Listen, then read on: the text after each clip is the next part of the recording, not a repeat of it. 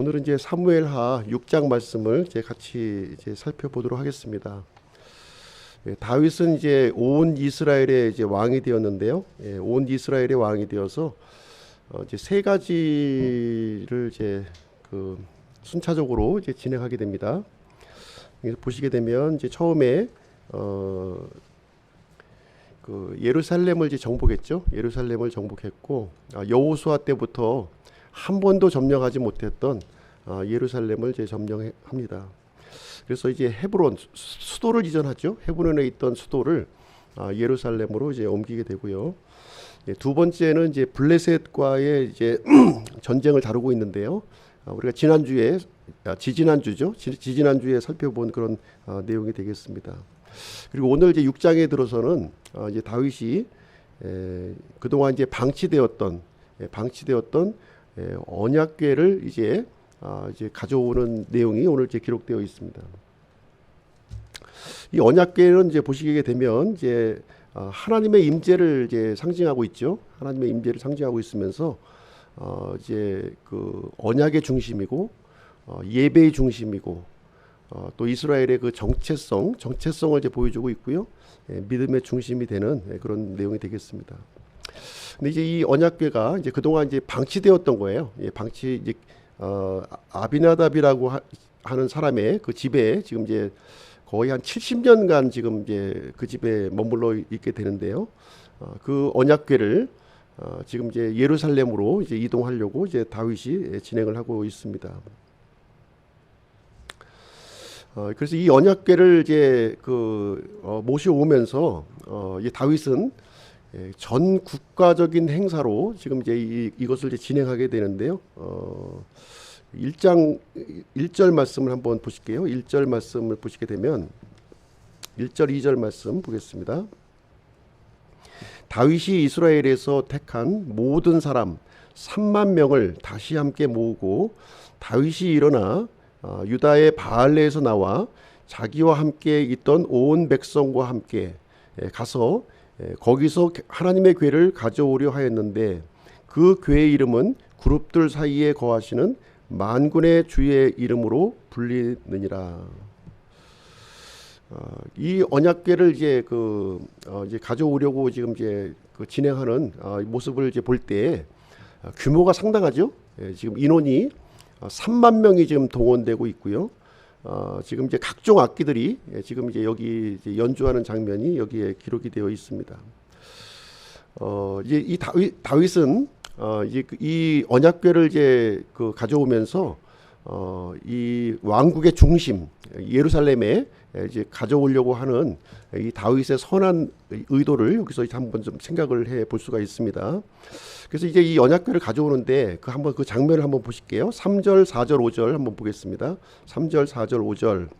그들이 하나님의 궤를 새 수레에 싣고 기브아에 있던 아비나답의 집에서 그 궤를 가지고 나오는데 아비나답의 아들들인 우사와 아히오가 그 새 수레를 모니라.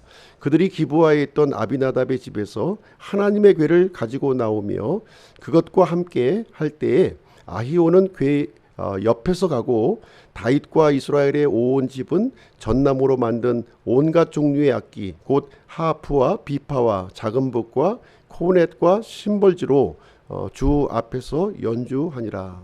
여기 보시면 이제 다윗이 그 언약궤를 이동하는데 총 책임자를 여기서 임명을 했어요. 그 두 사람을 임명했는데 바로 우사와 아히오라고 하는 사람을 여기서 이제 임명을 했고요. 그리고 이제 언약궤를 이동하는 수단으로서 이제 새 수레가 나옵니다. 새 수레. 이 새 수레를 여기서 준비를 했고요.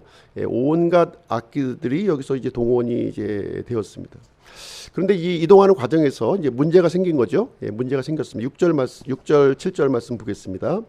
그들이 나곤의 타작마당에 이르렀을 때에 소들이 하나님의 궤를 흔들므로 우사가 그 궤로 자기 손을 내밀어 그 궤를 붙들었더니 주의 분노가 우사를 향해 타올라 하나님께서 그의 잘못으로 인하여 그를 거기서 치심에 그가 거기서 하나님의 궤 옆에서 죽으니라. 이 나곤의 그 타작마당을 이렇게 지나가는데요. 소가 이제 이제 뭐 곡식이 있어서 그랬는지 이게 이 수레를 흔드는 일이 이제 발생이 되었고, 또 이 웃사는 이제 괴가 이제 떨어질까 이제 염려해서 그것을 손으로 이렇게 붙잡는 장면이 이제 있었습니다. 그때 이제 하나님께서 이제 이 웃사의 잘못 때문에 이제 웃사를 즉사를 시켰다, 이렇게 여기에서 이제 얘기를 해주고 있습니다. 여기서 웃사의 잘못을 한번 볼게요. 웃사의 잘못을 한번 보시게 되면 도대체 웃사가 무엇을 잘못했는가? 이제 떨어지려고 했던 이제 괴를 잡으려고 했던 것밖에 없는데, 지금 이제 하나님께서 이제 웃사의 잘못을 지적하셨고 진노하셔서 이제 죽였다, 이렇게 여기서 얘기를 해주고 있습니다. 1차적으로 이제 웃사의 잘못은 무엇이냐면, 지금 이제 이 언약궤를 이동하는 총 책임자예요. 예. 지금 이제 아비나답의 이제 아들들이라고 표현을 지금 해주고 있는데요. 아마 나이도 아마 꽤 이제 들었을 것으로 여기서 생각이 되어집니다. 당연히 이 웃사는 이 언약궤를 이동할 때 하나님의 방법으로 이렇게 이동을 해야 됐는데, 여기서 보시면 수레를 이용해서 지금 언약궤를 이동했다, 이렇게 얘기를 해주고 있습니다. 뿐만 아니라 이 언약궤는요, 절대로 손을 대어서는 안 되었어요. 손을 대지 말라고 하나님의 말씀에 분명히 이제 말씀해 주시고 있는 거죠. 민수기 4장 15절 말씀에 보시면 이렇게 기록이 되어 있습니다. 진영이 앞으로 나아갈 때에 아론과 그의 아들들이 성소와 성소의 모든 기구 덮는 것을 끝마치거든 그 뒤에 고핫의 아들들이 와서 그것을 나를지니라. 그러나 그들이 거룩한 것은 아무것도 만지지 말지니 그들이 죽을까 염려하노라. 회중의 성막에 있는 이것들이 고핫의 아들들이 나를 지민이라, 이렇게 얘기를 해주고 있습니다. 그래서 이제 이 언약궤는요, 반드시 이 어깨에 매서 이렇게 이동을 해야 했고요, 손으로 이렇게 만져서는 안 됩니다. 양쪽에 고리가 있어서 그 막대기를 통해서 이렇게 운반을 해야지, 그것을 손으로 대면은 안 된다, 이렇게 율법에 분명히 이제 명시가 되어 있습니다. 하나님께서는 단순히 웃사가 이렇게 이 궤를 떨어질까봐 이제 염려가 되어서 궤를 이제 만진 그것 때문에 이제 책임을 물으신 거는 이제 아니라고 저는 생각을 해요. 하나님께서는 이제 중심을 보시는 분이시기 때문에 웃사의 마음의 중심에 잘못된 것을 이제 보셨던 거죠. 지금까지 하나님의 언약궤를 이렇게 보관하고 다루었던 모든 과정에서 웃사의 잘못된 모습을 이제 하나님께서는 분명히 보셨던 것입니다. 그래서 분명히 이제 이 언약궤는요, 하나님의 말씀대로 하나님의 방법대로 운반하였음에도 불구하고 자기 생각대로 이렇게 자기 생각 소견에 오른 대로 지금 이제 언약궤를 지금 운반하는 그 내용을 이제 진행하고 있었던 것이죠. 그래서 이 웃사의 마음 속에는요, 하나님의 말씀이 없었고요, 하나님의 말씀에 대해서 두려워하는 마음이 없었던 거예요. 그냥 이렇게 평소에 하던 대로 자기 방식대로 이렇게 하면 될 것이 아닌가, 이런 생각을 이제 가지고 있었던 것으로 보여지게 됩니다. 그래서 이제 이 웃사 같은 경우에는 좀 이제 빨리 죽었어요. 어떻게 보면 즉사했습니다. 그 자리에서 즉사를 하게 한 이유는 하나님께서 이 경고를 주시고 있는 거예요. 경고. 웃사의 죽음을 통해서 이 이스라엘 백성들에게 이 경고를 주시는 것으로 우리가 이제 이해해야 할 필요가 있습니다. 언약궤가 이제 예루살렘으로 이렇게 이동한다고 하는 것은 나쁜 일이 아닙니다. 당연히 선한 동기로 이렇게 진행이 되었던 거예요. 그렇지만 이 이동하는 이 방법에 있어서 합당한 방법으로 이제 운반해야 될 것을 하나님께서는 여기에서 경고하시고 있는 그런 내용이 이제 되겠습니다. 어쨌든 이 총 책임자가 이제 이렇게 갑자기 죽게 되면서 언약궤의 운반은 이제 중단이 되었어요. 그래서 예루살렘으로 이동하는 것을 이제 중단하게 되었습니다. 그래서 이 언약궤를 이제 어디론가 지금 이제 옮겨야 되는 그런 상황에 이제 놓여졌는데, 어떤 사람도 이 언약궤를 받으려고 하는 사람이 없었다는 거예요. 이때 이제 나섰던 인물이 있는데요. 이 인물이 누구냐면 바로 오벳 에돔이라고 에돔이라고 하는 사람이었다는, 가드 사람 오벳 에돔이 이 언약궤를 맡겠다고 이렇게 자청해서 나서게 되었습니다. 9절 말씀을 한번 보실게요. 9절. 그날에 다윗이 주를 두려워하여 이르되 주의 궤가 어찌 내게로 오리요 하고 이에 주의 궤를 옮겨 자기에게로 곧 다윗의 도시 안으로 가져가려 하지 아니하고 궤를 옆으로 돌려 가드 사람 오벳 에돔의 집으로 가져갔으므로 주의 궤가 가드 사람 오벳 에돔의 집에 석 달 동안 머물렀고 주께서 오벳 에돔과 그의 온 집안에게 복을 주셨도다. 여기 보시면 이제 오벳 에돔이라고 하는 사람이 이제 등장해요. 오벳 에돔이 이제 어떤 사람인지 이제 구체적으로 이제 정보가 이제 나와 있지 않는데 가드 사람이라고 이제 여기서 얘기를 해주고 있습니다. 석 달 동안 이제 이 그 언약궤를 자기 집에 이렇게 보관하게 되었고요. 또 하나님께서는 오벳 에돔의 이 모든 그 이런 모습을 보고서 하나님께서 복을 주셨다 이렇게 얘기를 해주고 있어요. 이 복이라고 하는 것이 이제 구체적으로 명시는 되어 있지 않는데요. 많은 사람들이 볼 수 있는, 가시적으로 볼 수 있는 그 복이 오벳 에돔의 집안에 이렇게 이제 임했다고 하는 사실을 성경은 우리에게 가르쳐 주고 있습니다. 이 모습을 볼 때 아마도 지금 이제 오벳 에돔이라고 하는 사람은 이 언약궤를 옮기는 이 그 이동 방법에 있어서 잘못되었다고 하는 것을 분명히 인지했을 거예요. 그래서 합당한 방법으로 어깨에 매서 지금 아마 자신의 집으로 이동을 했을 것으로 이제 생각이 되어집니다. 다윗도 역시 이제 이 사실을 알게 되었죠. 3개월이 이제 경고한 다음에 오벳 에돔의 집에서도 아무 문제가 없는 거예요. 문제가 없을 뿐만 아니라 하나님의 복이 거기서 부어지는 것을 보았을 때 언약궤를 이동하는 것이 잘못된 것이 아니라 지금 이동하는 그 방법에 있어서 문제가 생겼구나 하는 사실을 그 다윗도 이제 깨닫게 된 것입니다. 그래서 다윗은 이 언약궤를 이제 이 두 번째로 이제 다시 이제 예루살렘으로 이동하는 것을 다시 이제 진행을 하게 됩니다. 한번 이제 12절부터 한번 보실게요. 12절. 어떤 이가 다윗 왕에게 고하여 이르되 주께서 하나님의 궤로 인해 오벳 에돔의 집과 그에게 속한 모든 것에 복을 주셨나이다 하므로 이에 다윗이 가서 즐거워하며 하나님의 궤를 오벳 에돔의 집에서 다윗의 도시로 가져갈 때에 주의 궤를 맨 사람들이 6걸음을 가매 그가 소에 살진 것으로 희생물을 드리고 주 앞에서 힘을 다하여 춤을 추니라. 다윗은 아마 에봇을 입었더라. 그래서 이제 이 두 번째로 2차로 이제 그 언약궤를 이제 이동하면서요. 다윗은 이제 합당한 방법으로 이제 그 신중하게 좀 이제 이 진행하는 모습을 여기서 이제 볼 수가 있습니다. 그래서 어깨에 메고서 이제 그 고핫 자손이 어깨에 메고 이 그 언약궤를 이제 이동하도록 이렇게 했을 것이고요. 또 지금 이제 6걸음마다 지금 이제 희생 헌물을 드렸다고 지금 얘기를 해주고 있는데요. 여기에서도 좀 이제 해석이 좀 분분해요. 아니 어떻게 지금 이제 그 상당히 먼 거리인데 예루살렘까지는 먼 거리일 정도가 아니고요. 예루살렘은 그 해발 800m 높이에 있어요. 그러니까 상당히 그 고지대로 올라가야 되는데 어떻게 6걸음마다 이렇게 희생 헌물을 드릴 수 있겠느냐, 이렇게 있을 수 없는 일이다 이렇게 하는 사람이 있고요. 그래서 아마 출발할 때 6걸음의 희생 헌물을 드렸고 아마 도착했을 때 6걸음마다 이렇게 그 희생 헌물을 드렸을 것이다 이렇게 또 주장하시는 분이 있는데 저는 그렇게 믿지 않습니다.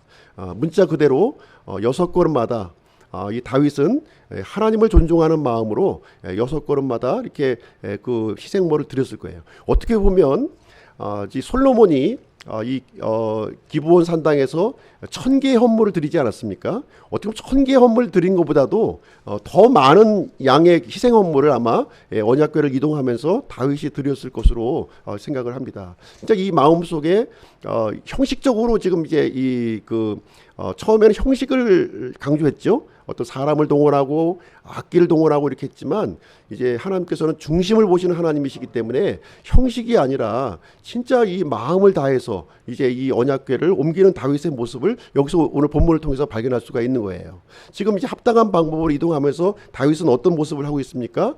지금 춤을 추면서 지금 이제 그 이 언약궤와 함께 지금 이제 이동하는 모습을 여기서 이제 생각을 해 볼 수가 있습니다.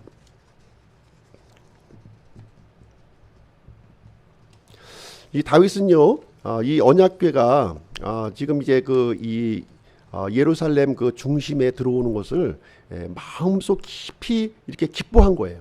즐거워했어요. 왜냐하면 이 언약궤는 하나님의 임재를 상징하는 거였죠. 그래서 하나님께서 이 다윗이 통치하는 것이 아니라 하나님께서 이스라엘의 중심이 계셔서 이 이스라엘을 통치해 주시기를 진정으로 바랬다 하는 것을 여기서 우리는 생각을 해 볼 수가 있습니다.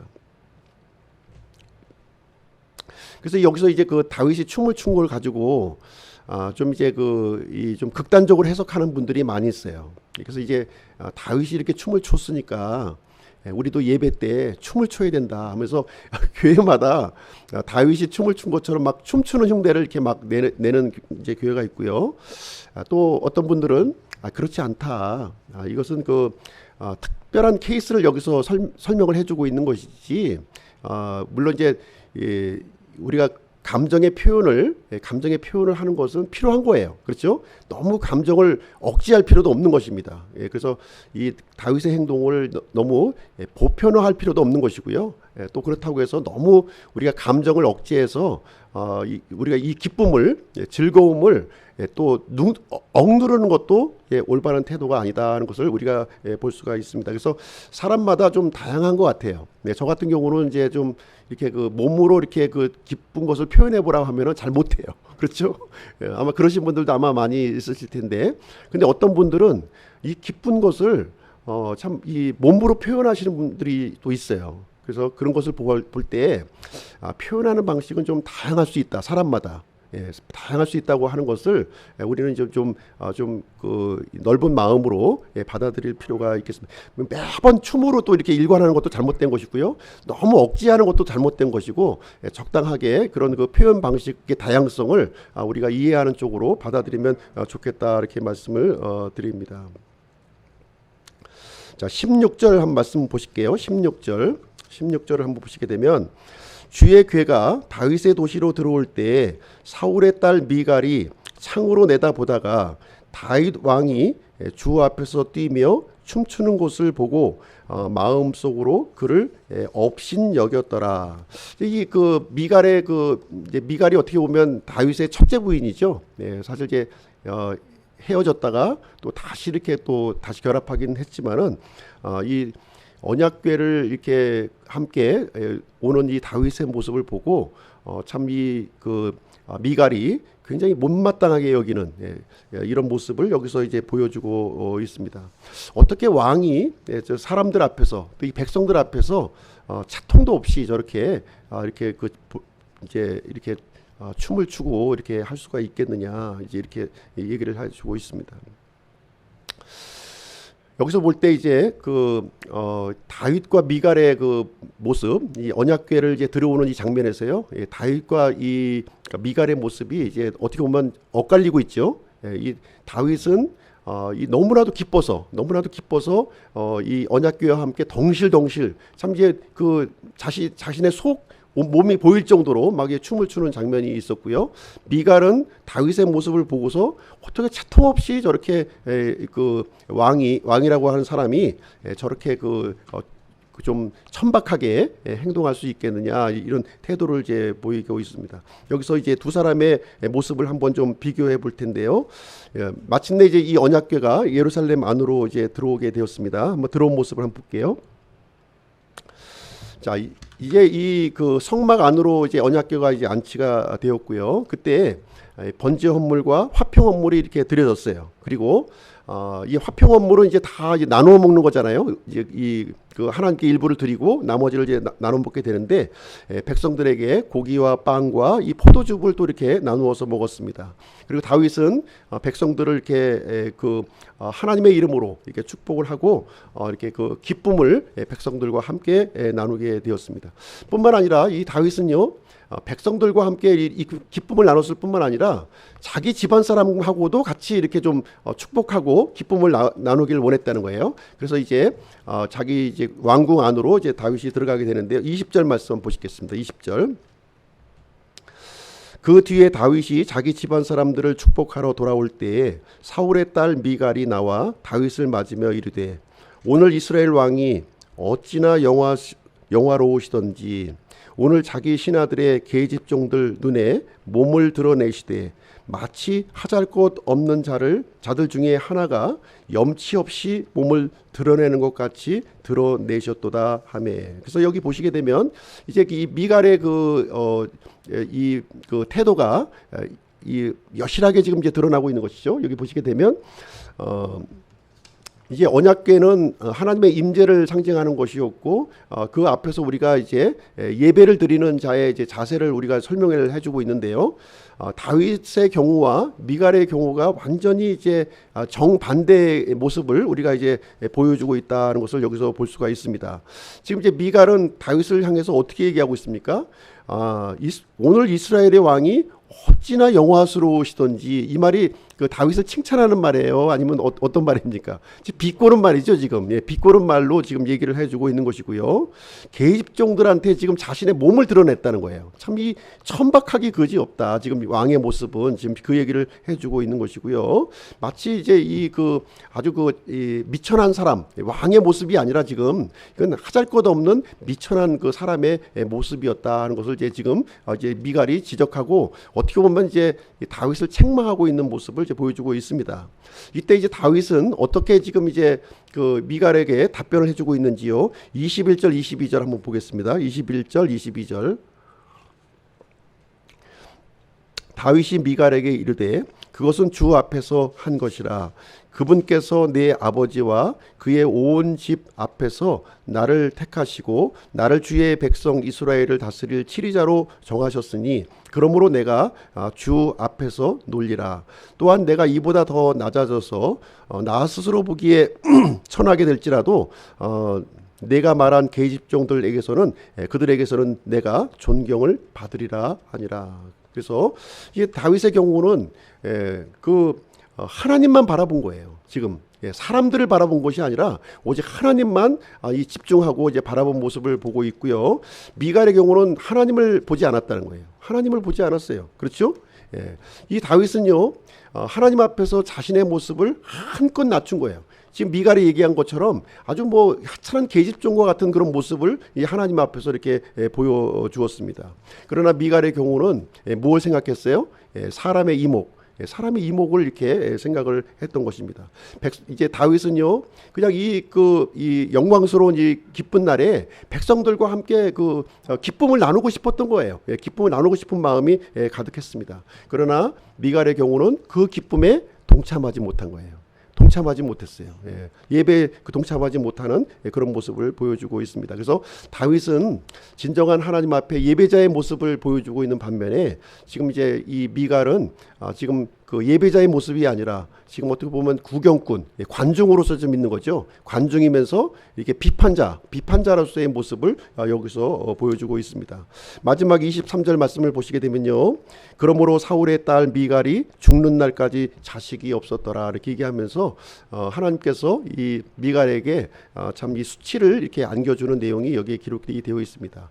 이게 하나님 앞에서 합당한 예배를 드리는 것이 얼마나 소중하고 얼마나 귀한 것인가 하는 것을 여기서 우리에게 얘기를 해주고 있어요. 그래서 우리가 예배에 성공한 사람은 인생을 우리가 성공으로 우리가 이끌어 주신다고 하는 사실을 알려주고 있고요. 예배에 실패하는 사람은 인생마저도 이렇게 실패로 끝날 수밖에 없다는 것을 여기서 얘기를 해주고 있습니다. 그래서 미갈의 이런 이 모습은 바로 이제 하나님을 모독하는 거예요. 다윗을 모독하기에 앞서서 하나님을 모독하는 그런 행위가 되겠습니다. 그래서 우리가 예배자의 진정한 모습은 이 다윗과 같이 진정으로 자신을 낮추고 하나님 앞에 진정한 모습으로 이 하나님만 바라보면서 나가는 것이 진정한 예배의 모습이다 하는 것을 우리에게 얘기해 주고 있습니다.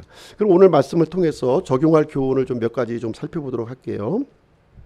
첫 번째는 하나님 중심의 믿음을 가지라는 거예요. 하나님 중심의 믿음을 가지라. 그래서 이 언약궤는 하나님의 임재를 이제 상징하고 있었던 것이죠. 이제 사울과 다윗이 지금 이제 대비가 되고 있는데요. 사울은 재위 기간 동안에 그 계속 언약궤를 어디에 방치시켰어요? 변방에 이렇게 방치시킨 거예요. 그러나 다윗은 왕이 되자마자 이 언약궤를 이제 중심에 자신의 중심으로 이렇게 그 인도하는 모습을 여기서 볼 수가 있습니다.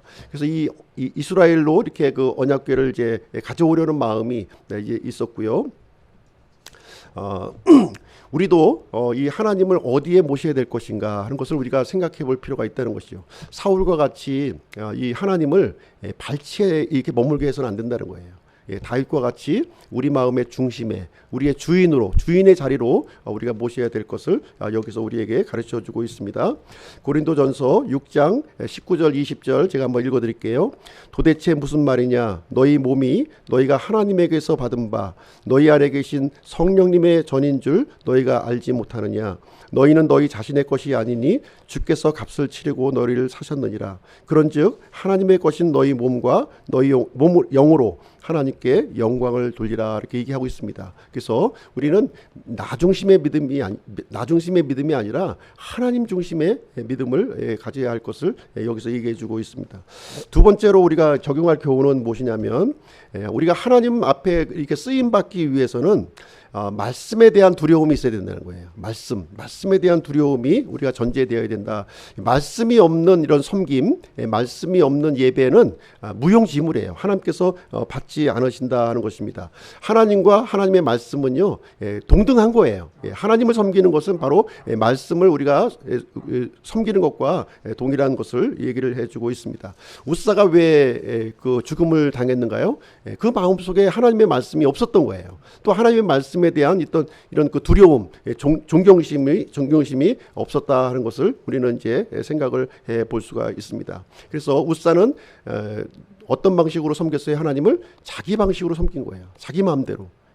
그런 예배는 하나님께서 받으시지 않는다는 겁니다. 그래서 하나님께 드리는 그 이 예배는요 하나님의 방식으로 드려져야 된다는 것을 여기서 우리에게 가르쳐주고 있는 그런 내용이 되겠습니다. 마지막 때에도요 자기 방식으로 이렇게 이 주님의 일을 했던 사람들 그런 사람들에 대해서 주님께서 책망하시는 내용이 여기에 기록이 되어 있습니다. 마태복음 7장 23절 보시게 되면 그때 내가 그들에게 밝히 말하되 내가 너희를 결코 알지 못하였노라. 불법을 행하는 자들아 너희는 내게서 떠나라. 이 사람들은 참 그 기적도 일으키고요. 주님의 이름으로 엄청나게 많은 일을 했던 사람들이에요. 그렇지만 예수님은 이 사람들을 향해서 불법을 행하는 자들이다 이렇게 얘기를 해주고 있습니다. 세 번째로 여기서 이제 받을 교훈은 무엇이냐면 하나님 앞에서 자기를 낮추는 자가 나중에 높임을 받는다는 거예요. 그렇죠? 그 얘기를 우리에게 얘기해 주고 있습니다. 우리가 사울이 그 왕이 되었던 과정을 우리는 이제 살펴보았는데요. 사울이 어떻게 해서 왕이 되었습니까? 하나님 앞에서 왕이 되기 전에는 진짜 하나님 앞에서 자신을 낮추는 자였어요. 겸손한 모습을 가졌습니다. 그래서 왕으로 되었던 거예요. 근데 왕이 되는 순간 이제 그 겸손한 모습을 버리고 이렇게 스스로 자신을 높이고 그렇죠? 교만한 모습을 이렇게 보이게 되었습니다. 그래서 그것이 이제 왕에서 물러나게 되는 결정적인 이유가 되겠습니다. 이 다윗의 경우는 전혀 다르죠. 그 왕이 되기 전이나 왕이 되기 후나 전혀 변함이 없어요.